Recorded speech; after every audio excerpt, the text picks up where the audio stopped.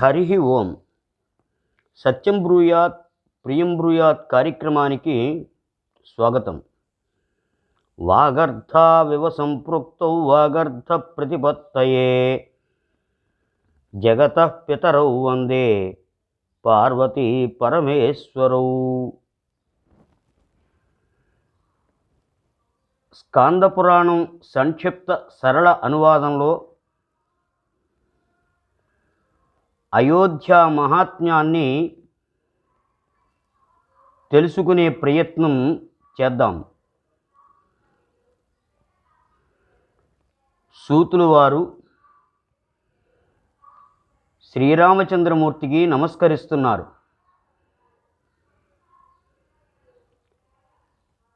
నమామి పరమాత్మానం రామం రాజీవలోచనం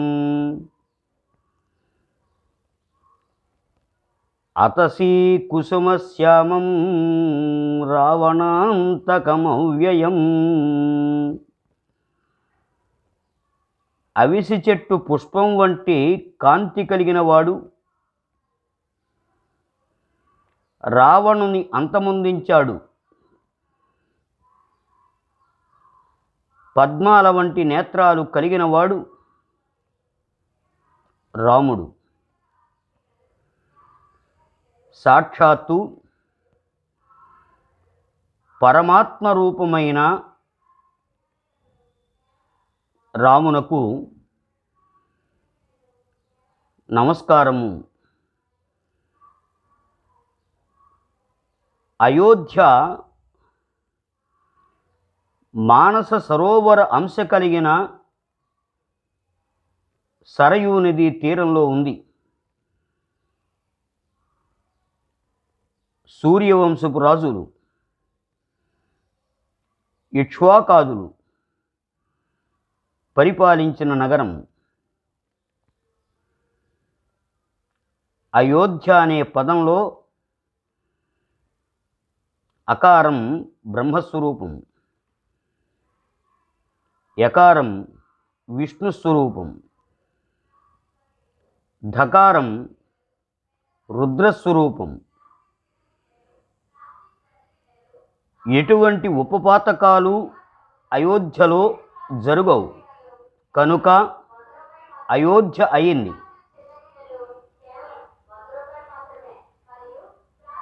అయోధ్యకు తూర్పున సహస్రధారా తీర్థం, పశ్చిమం వైపు సమస్థానం, దక్షిణాన సరయూ నది, ఉత్తర దిశలో తమసా నది. విష్ణుమూర్తి అంతర్గృహం అయోధ్య, విష్ణు భక్తుల నివాస స్థానం అయోధ్య. అయోధ్యలో చక్రతీర్థం ఉంది, బ్రహ్మకుండం ఉంది, రుణమోచన తీర్థం ఉంది, పాపమోచన తీర్థం ఉంది. సరయూ తీర్థాన్ని స్వర్గద్వార తీర్థం అని కూడా అంటారు. చంద్రుడు ఈ తీర్థ మహిమను తెలపడం కోసం అయోధ్యకు వచ్చాడు. చంద్రహరి పేరుతో ప్రసిద్ధి పొందాడు. జితేంద్రియులు సిద్ధపురుషులు అక్కడ వ్రతాలను ఆచరిస్తారు. చంద్ర సహస్రవ్రత ఉద్యాపన విధిని ఆచరిస్తారు. గతే వర్షద్వయే సార్ధే పంచపక్షే దినద్వయే దివసస్యాష్టమే భాగే పతత్యేకోధిమాసకః. అధిక మాసంలో వచ్చే పూర్ణిమ తిథి నాడు ఉద్యాపన విధి. ప్రతి పూర్ణిమకు పూజ చేస్తారు. గౌరీ మొదలైన షోడశ మాతృకలకు పూజ చేస్తారు. చంద్ర పూజను ఆచరిస్తారు. చంద్ర అర్ఘ్యమంత్రం చూద్దాం. నమస్తే మాసమాసాంతే జాయమాన పునఃపునః గృహాణార్ఘ్యం శశాంకత్వం రోహిణ్యా సహితో మమ. పాలతో నింపిన 16 కలశాలను దానమిస్తారు. మహాపాతక దోష నివారణ జరుగుతుందని శ్రద్ధాభక్తి విశ్వాసం. చంద్రహరి స్థానం నుండి అగ్నికోణంలో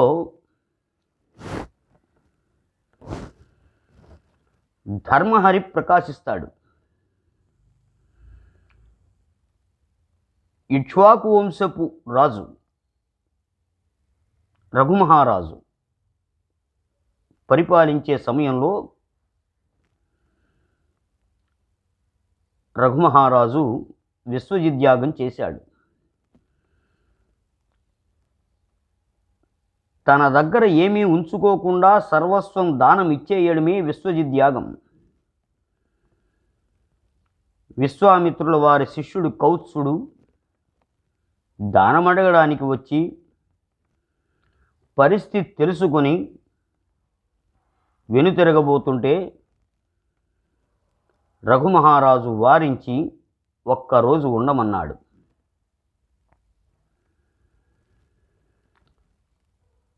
ధనపతి కుబేరుని మీదకు రఘుమహారాజు దండెత్తబోతే విషయం తెలుసుకున్నటువంటి కుబేరుడు స్వర్ణవర్షాన్ని కురిపించాడు. వాటిని విశ్వామిత్ర శిష్యుడు కౌత్సునకు రఘుమహారాజు సమర్పించి ఆశీర్వాదం తీసుకున్నాడు. అయోధ్యకు దక్షిణ దిశలో సంబోధ తీర్థం, పశ్చిమ దిశలో సీతాకుండం, గుప్తహరి చక్రహరి తీర్థాలు కూడా ఉన్నాయి. ఇవన్నీ మహామహిమాన్వితమైనవి.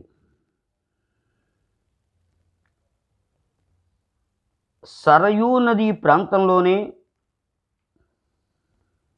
గోప్రతార తీర్థం. సరయూ నది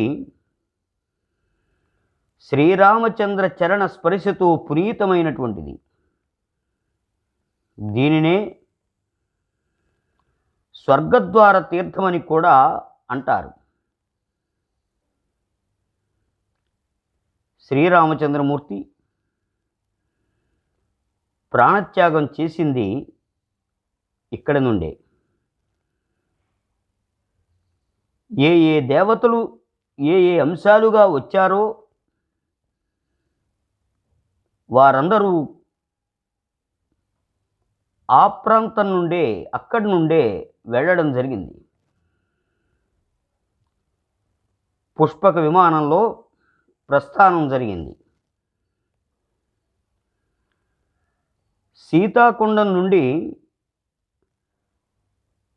వాయువ్య కోణంలో క్షీరోదక తీర్థం ఉంది. అక్కడే దశరథుడు పుత్రకామేష్టి యాగం చేశాడు.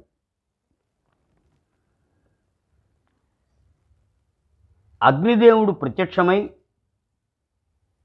క్షీరపాత్రను ఇచ్చిన కారణంగా దాన్ని క్షీరోదక కుండం అంటారు. నైరుతి కోణంలో బృహస్పతి కుండం. అక్కడ విష్ణు బృహస్పతి పూజ చేస్తే ధామం, వైకుంఠధామ వాసం. దానికి దక్షిణంలో రుక్మిణీ కుండజం, దానికి వాయువ్య కోణంలో ధనయక్ష తీర్థం. సత్యహరిశ్చంద్రుడు విశ్వామిత్రునకు రాజసూయ యజ్ఞంలో పూర్తి రాజ్యాన్ని ఇచ్చిన తరువాత ఒక యక్షుని సంరక్షణలో విశ్వామిత్రుల వారు సత్యహరిశ్చంద్రుని ఉంచారు. వారే ప్రసన్నులై ధనయక్ష పేరుతో అది ప్రసిద్ధి పొందుతుందని, నవనిధులు అక్కడ ఉంటాయని అనుగ్రహించారు. ఆ నవనిధులేమిటో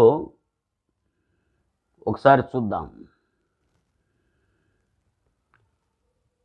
మహాపద్మస్తథా పద్మః శంఖో మకరకచ్చపౌ ముకుంద కుంద నీలాశ్చ కర్వశ్చ నిధయో నవా. మహాపద్మనిధి, పద్మనిధి, శంఖనిధి, మకరనిధి, కచ్చపనిధి, ముకుందనిధి, కుందనిధి, నీలనిధి, కర్వనిధి అనేవి నవనిధులు. ఇక్కడ జలంలో నిధి లక్ష్మీ పూజ విశేషతను సంతరించుకుంటుంది. వశిష్ఠ తీర్థానికి పశ్చిమంలో సాగరకుండం, దానికి నైరుతిలో యోగినీకుండం. 64 మంది యోగినులు నివసించే కుండమది. ఊర్వశి, ఘోషార్క కుండాలు కూడా ఉన్నాయి. ఘోషార్క కుండానికి పశ్చిమంలో రతికుండ తీర్థం, దానికి పశ్చిమంలో కుసుమాయుధ కుండం, దానికి పశ్చిమంలో మంత్రేశ్వర తీర్థం, దానికి పూర్వ దిశలో మహారత్ననామక తీర్థం, దానికి నైరుతిలో దుర్భర సరోవరం. విభీషణాదులతో వశిష్ఠుల వారు చెప్పారు, విష్ణు నివాస క్షేత్రాల్లో అయోధ్య ఉత్తమమైనది. విష్ణు లోకాభిలాషులందరికీ నిత్య నివాస స్థానం అయోధ్య. విషయాభిలాష లేనివారు అయోధ్యలో మరణిస్తే సంసార బంధనం ఉండదు. అయోధ్యకు ఆగ్నేయంలో గయాకూపం, అక్కడ పితరులకు శ్రాద్ధకర్మలు చేసి మనోరథ ఫలసిద్ధిని పొందుతారు. సోమవారం అమావాస్య అక్షయ ఫలాన్ని ఇస్తుంది. తమసా నదీ తీరంలో మాండవ్యముని ఆశ్రమం ఉంది. అంతకుముందు అదే గౌతముని ఆశ్రమం. చవన పరాశరాదులు ఉండేవారు అక్కడ. అక్కడికి దగ్గరలోనే నందిగ్రామం భరతుల వారు ఉండేవారు. వాస్తవ మానస తీర్థాలు చెబుతున్నారు.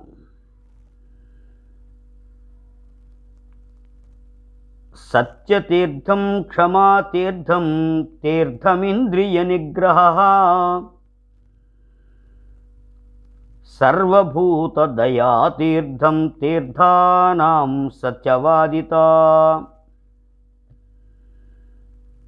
జ్ఞానతీర్థం తపస్తీర్థం కథితం తీర్థసప్తకం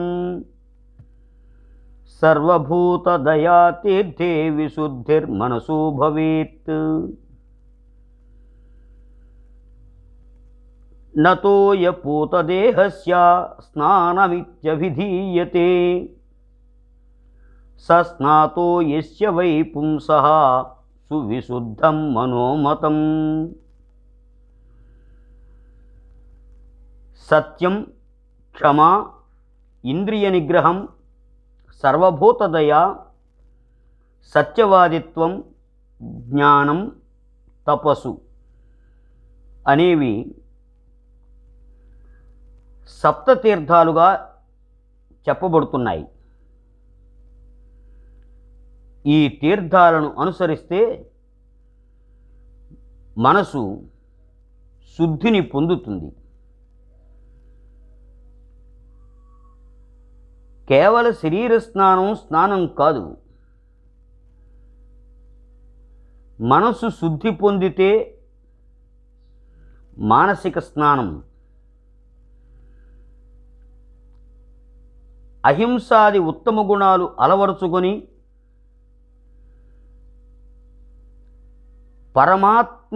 పరమాత్మ అర్పణ బుద్ధితో పరోపకారం చేస్తూ ఉండడమే మానసిక స్నాన లక్షణం. మరొక మంచి విషయంతో మరో రోజు కలుద్దాం. స్వస్తి. శుభం భూయాత్.